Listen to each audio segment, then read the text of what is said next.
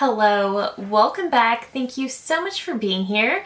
Today, I'm going to be ranking all of the bronzers I've tried so far this year. So now that we're into May, I'm finding there is a bit of a lull in new makeup releases, which is totally okay, but I've been taking this time to kind of do a mid-year ranking of the products I've been trying. I've already done the blushes, I've done foundations, and I thought today would be a good time to rank the bronzers. I have tried 5 bronzers so far this year. So coming in at number 5 is the Armani Luminous Silk Bronzing Powder. So this one was very expensive. I believe it's around $50 US, 70 Canadian. So this is expensive. This I paid a pretty penny for. And I really wanted to love it. I have the shade 90, which is the lightest one, and this is okay. The shade itself is very, very warm, so on my very fair skin tone, it can look orange. It is also very, very pigmented, so it does not take much to get too much, and then you've got to work to blend it out. So I will say, if you do get this, just be careful and go in with a lighter hand, and just know that it is going to pull warm. So if you don't like bronzers that pull orange, absolutely skip this one. Another talking point about this specific bronzer is that it does have glitter particles in it. So it does describe itself as a glowy bronzer, but it's a glittery bronzer. In all honesty, I thought at first that that might be an overspray, but now that I've used this several times, it's still there and it goes all the way through. So here is a swatch of the Armani bronzer. You can definitely see it is quite orange. I don't know if the camera is picking up the glitter particles, but they are there. This does have glitter particles in it, and if you do not like that from your bronzer, absolutely skip this one. Otherwise, I love the component. I love how big it is.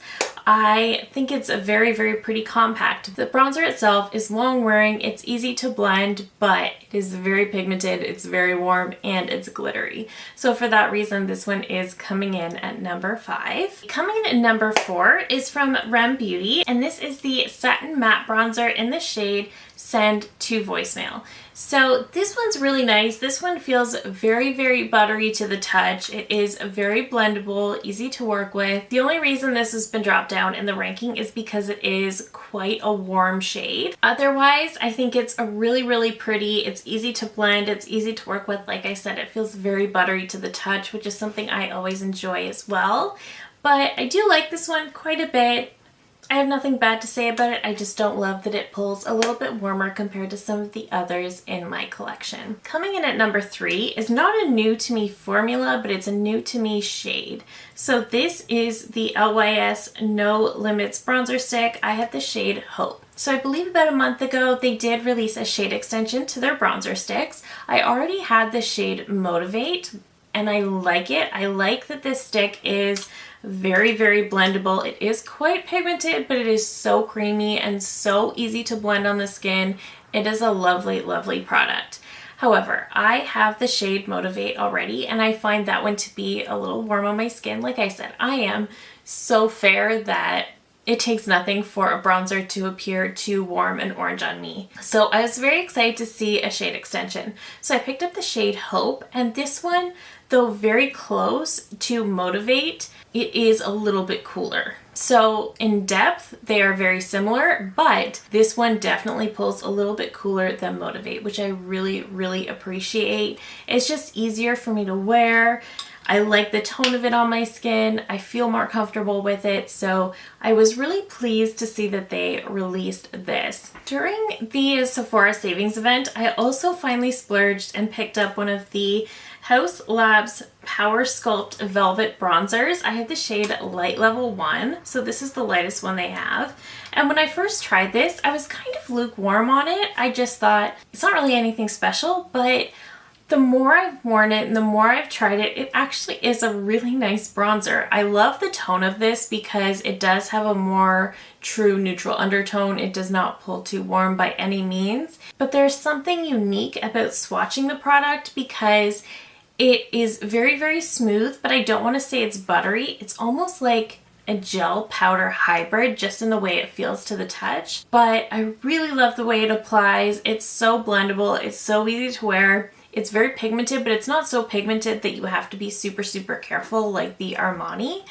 It's just very easy to work with. It's a lovely, lovely product, and I love the shade. I can't tell you how much I like the shade of this bronzer.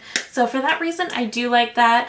I also really enjoy the packaging, how it's got like this metallic orange and then it's got like this rubberized front. I really like that as well. It's all in the details. And then coming in at number 1 is my favorite bronzer I've tried so far this year is from NYX, and this is the Buttermelt bronzer. So I waited a long time to try this one. Well, I don't want to say a long time, maybe a couple months to try this one. And I don't love the packaging. There's something about the packaging that says inexpensive to me. And opening it up is really hard for some reason. You don't get a mirror, and the product is also very fragranced.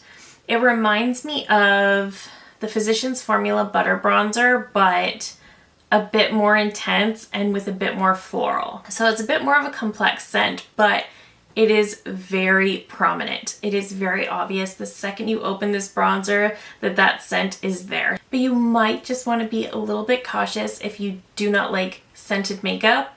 Stay away from this. This is also incredibly, incredibly pigmented, but it blends like a dream. This also feels very, very smooth to the touch, very buttery. It is called the Buttermelt bronzer. I know they have Buttermelt blushes out now, and I kind of want to try those too. However, I'm thinking they're going to be insanely pigmented because this bronzer sure is. I don't think I mentioned I have the shade Buttercup, which is the lightest one they have. But what makes this bronzer special, aside from being buttery and so incredibly blendable, is the tone of this shade. If you are fair like me and you have an issue with bronzers that pull orange and that is not what you're going for, this bronzer in the shade Buttercup is the answer. This bronzer is quite neutral, but it almost has like a reddish undertone to it that when applied and blended out on our very fair skin, it literally looks like a natural sun-kissed glow. It's not like when I put on the Armani and you can tell I've added bronzer. This can look like such a natural sun-kissed glow, and it is so flattering and beautiful on the skin. I absolutely love it. I also don't mind the scent of it, so the scent thing doesn't bother me, and I think this is a fabulous, fabulous product. It's been a while since I've raved about a drugstore product like this. I know there seems to be a huge rise in popularity of luxury beauty right now, which I've noticed the same thing with myself. I've been gravitating toward that direction, and I think the part of that problem is because drugstore products have become so expensive, so it's just like all one big massive makeup now. But it has been a minute since I've been this excited about a drugstore product. I love drugstore makeup, I really do. There's nothing wrong with it. I really enjoy. Some of my very favorite products are drugstore makeup products, but it's been a while since I've been this truly excited about a drugstore product. So I highly, highly recommend this, and particularly this shade if you are a match to my skin tone. But that is it for me today. Those are all of the bronzers I've tried so far this year. I don't know what the end of the year is going to look like. Will I try 5 more? Will I try 1 more? I don't know.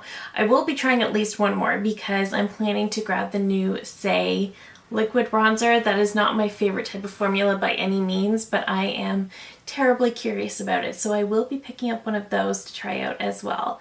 But let me know down below all of your thoughts. What is your favorite bronzer? What is your favorite that you've tried so far this year? Let me know. I love hearing from you guys so, so much. If you're new here, I hope you'll consider subscribing before you go. I do upload new videos every single week. Thank you again so very much for watching, and I will see you in my next one. Bye!